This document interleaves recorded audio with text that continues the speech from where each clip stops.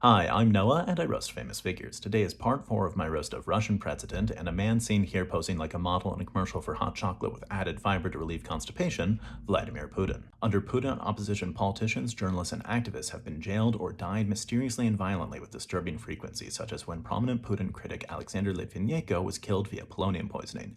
Polonium is pretty hard to detect, so Putin totally would have gotten away with it if not for one thing. He's very obviously the only person who would ever do that. In 2015, Putin ordered a major military intervention into the Syrian civil war to support dictator Bashar al-Assad, which led to Russian forces killing over 8,000 civilians and taking part in the destruction of over 1,000 schools.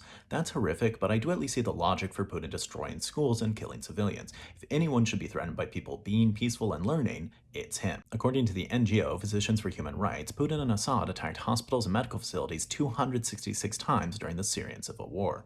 At least Putin was able to acknowledge that he made mistakes. If he had done things the way that he meant to, those hospitals never would have had survivors for him to attack in the first place. In 2022, Putin escalated from his long-standing occupation of Crimea in Ukraine to a full-scale invasion of the country, supposedly on a mission to denazify the leadership of Ukraine. That was a lie, but I do understand how scary Putin would find it if there really were a far-right nationalist regime in Eastern Europe that intended to expand its borders, and he didn't even lead it. One of the causes of the Russo-Ukrainian War was Ukraine's desire to join NATO as a check against Russian expansion, and Russia's desire to not let that happen so there wouldn't be a check on Russian expansion. Putin was put in this position where he could do what he thought was best for Russia, but doing so would involve committing terrible crimes and killing innocents, so for him, that was 2 reasons to do it. Putin is 73 years old and was just re-elected, but he also has no successors or major rivals, meaning that whenever he does inevitably have to stop serving as president, the transfer of power will be really chaotic. It's scary, there's no plan in place, which means that the next leader of Russia might be someone who's egotistical, violent, and sociopathic, but to be more optimistic, they also might